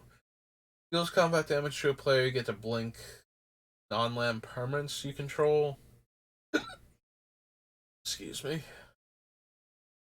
Voting, I get an additional vote. Now Dredger, card from the graveyard on the bottom of my library. Coercive Portal, no. Coercive Portal is one of those cards that's amazing in, like, Vintage Cube on Magic Online, but you put this thing in Commander where you have more than one opponent, and all of a sudden it's just so terrible. It goes from being your personal howling mine to I can't have too much stuff in play or everybody's going to vote to blow up my stuff. It's not terrible. That's not fair to Coercive Portal. Like, there are times where you and somebody else are both going to want to blow up the board. When Coercive Portal is bad is when you start to get ahead and it's still alive, is the problem. Because then you get outvoted and your stuff explodes.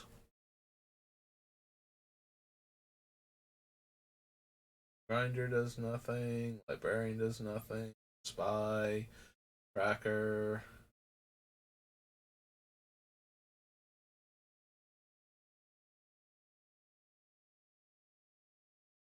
Oh, Guardian. Player votes for a color, gains protection from each color with the most votes or tied for the most votes. Council's Judgment. Okay. Another one of those cards that gets exponentially better in Heads Up because you just vote for the thing that you don't want, and then the opponent has to vote for that, or they have to choose another one of their permanents and get rid of both of them if they really don't want to. If they refuse to vote for their thing on principle, they have to vote for a different one of their things and lose both of them. So unless they have something that's detrimental to them that they wanted to get rid of also. But then in multiplayer, like, I vote for something and then, like, it can be good depending, like, the person whose thing it is, unless they want to get rid of somebody else. But the problem is, if there's three people, I vote for something, that player votes for something that the other player has, but then the other player votes for the same thing I voted for, and then that one wins and goes away. So yeah, it depends on how many players you have, because if I vote for something and the player who controls that votes for something else, and then then that player who doesn't want their thing to go votes for the first player's thing, then the fourth player in this dynamic, if they vote for the thing that had one vote already that they don't control, then they can get away with two permanents getting exiled. And none of them can be my stuff because of how Council's Judgment works, but yeah, it's usually a bit too much for the effect. Like, it's decent because you can vote for any non-land permanent. So it's very versatile in that regard. And it does exile on top of that, so.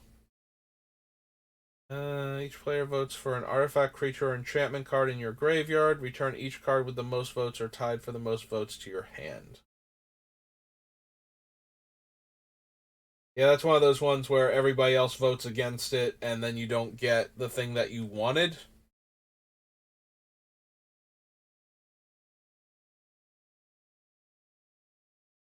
Counters where X is the number of other creatures on the battlefield.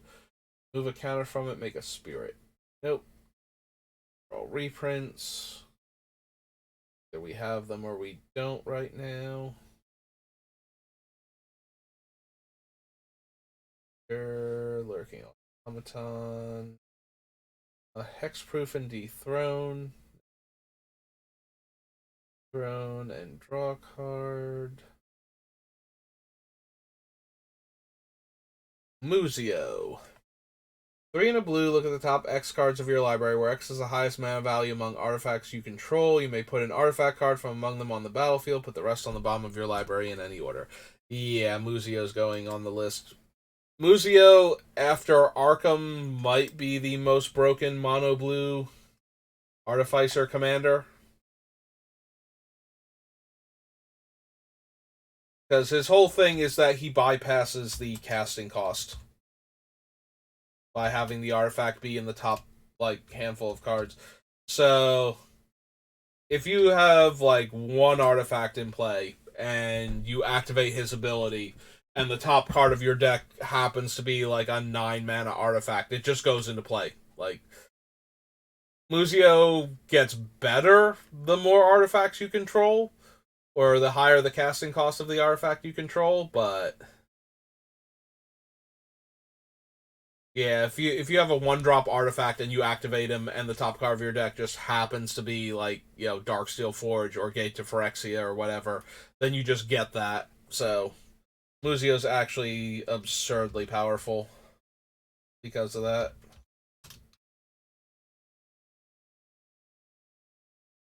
Yeah, it's weird that Mono Blue has two different absurdly powerful artificers for a base blue artifact deck that both have the ability to bypass the casting cost on expensive artifacts and just cheat them directly into play. Like, you would think they would make one of those blue red so that there's a little more variety or a reason not to run, you know, like you can run both of them together and either one of them can be your commander in a mono blue deck. And like, I think Arkham is more powerful overall because he's a straight up tutor on top of that, but he can also only tutor non-creature artifacts, and you have to have an artifact creature form to eat to do that. Whereas Muzio, every time you play an artifact, it just matters how close it is to the top of your deck. If you can get a high enough casting cost artifact down, he'll churn through your deck trying to find the other huge drops.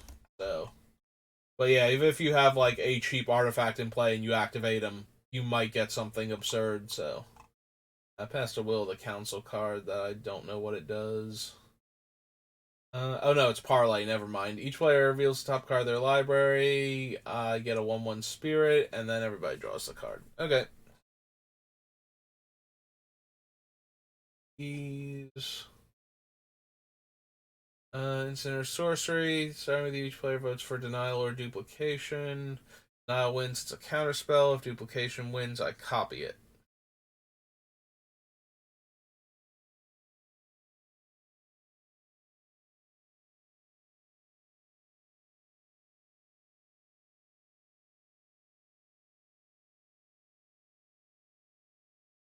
Answer. Okay.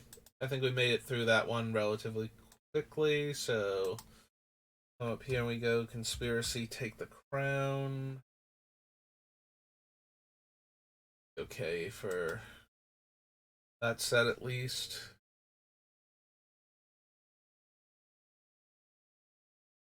Before you shuffle your deck, reveal this card from your deck and exile an instant or sorcery you drafted that isn't in your deck. When it enters the battlefield, copy it. Can't do that, so. While voting, you may vote an additional time. Quick Courier. Battlefield, you become Monarch. Courier, another creature attack players. Courier can't block this.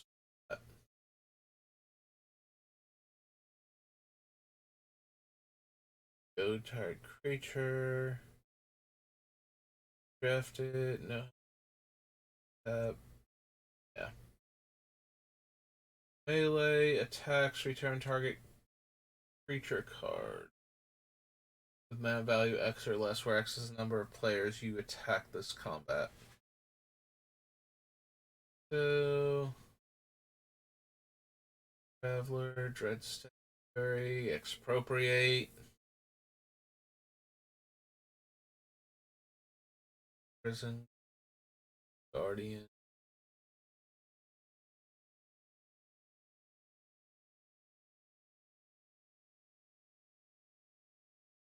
Now each player votes this turn and draw a card.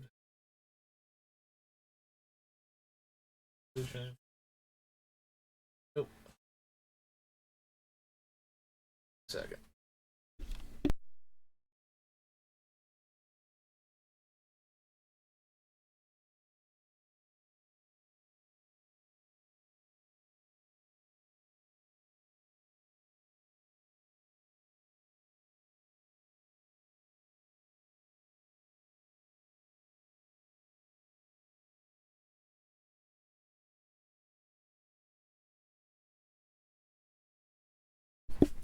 And I'm back. Alright, so Conspiracy will be, or yeah, Take the Crown will be the last set that we do then. Let me grab dinner. So, because we're done here. Become the Monarch. If I'm the Monarch, creatures control can't. Beginning of your upkeep, if you're the Monarch, creatures you control can't be blocked this turn.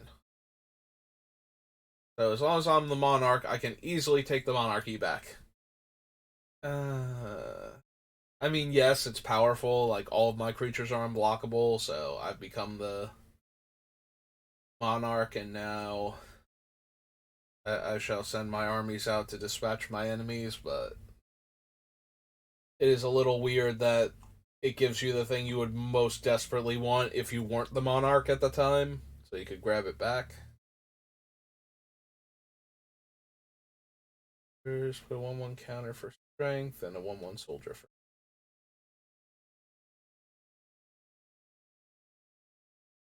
Counter on them for 1 vote and draw and discard for the.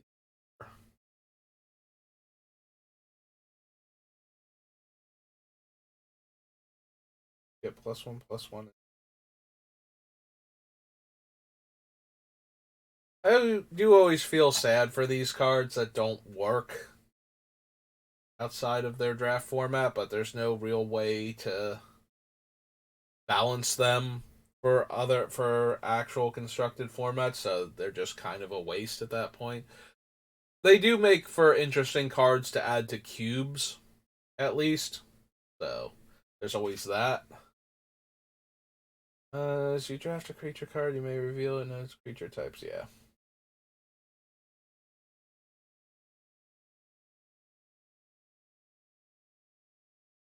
Monarch, all damage will be dealt to you is dealt to Protector of the Crown instead. Recruiter of the Guard gets us creatures with toughness 2 or less. I don't think there's any particular creature I desperately need to tutor with Recruiter of the Guard. Like, there are a handful of creatures that it would get us. What's its name? The Metal Worker. Like, that's one creature I could see being absurdly good to be able to tutor for. I guess we add Recruiter of the Guard just to be on the safe side, and then we see how many low toughness creatures we wind up with. Human Advisor, right? Human Soldier. Okay. I think Imperial Recruiter then is a Human Advisor. The Sanctum Prelate. Non-creature spells with a mana value equal to the chosen number can't be cast. Sanctum Prelate enters the battlefield, choose a number. Non-creature spells with mana value equal to the chosen number can't be.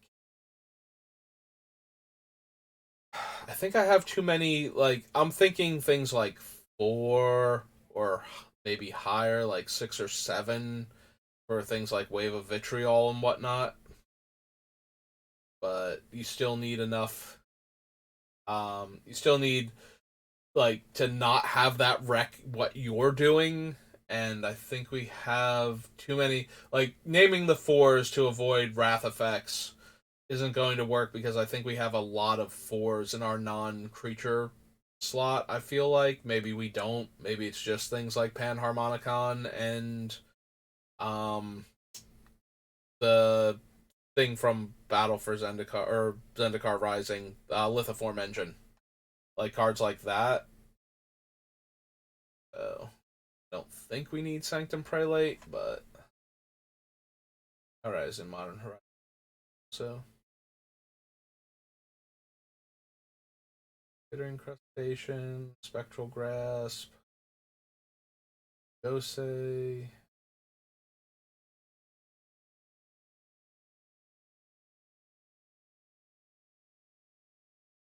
Chasm is one of the draft creatures. Hearth, Kit. All the names of non-legendary creature cards in addition to its own. battlefield is a copy of any creature on the battlefield. High guard. For the monarch, put a counter on throne ward. Okay, so we made it up through conspiracy. Take the crown.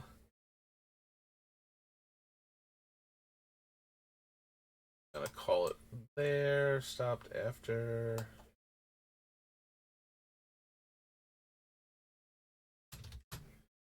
Alright, so we made it through all of the core sets and through a couple of the other supplementary sets. So after conspiracy, just have the commander sets and the two Modern Horizons. So we have the two Modern Horizons, the two Commander Legends, the rest of the Commander sets that we didn't go through already. Warhammer, Plane Chase is kind of whatever. The Jumpstart shouldn't be too bad. I don't think any of the Planeswalker deck cards matter. Yeah, we would have seen them when we were looking at the other sets because they are Planeswalker deck cards. And then we just add like a Mana Crypt down here. Alright, I think that's everything, so we're going to save. And I thank you for watching. I will see you next time. And I don't know if I'm doing anything else tonight. I don't think so, but maybe. Maybe I'll get bored and do a draft or something. But if not, have a good rest of your night, and I'll see you next time. Thanks for watching.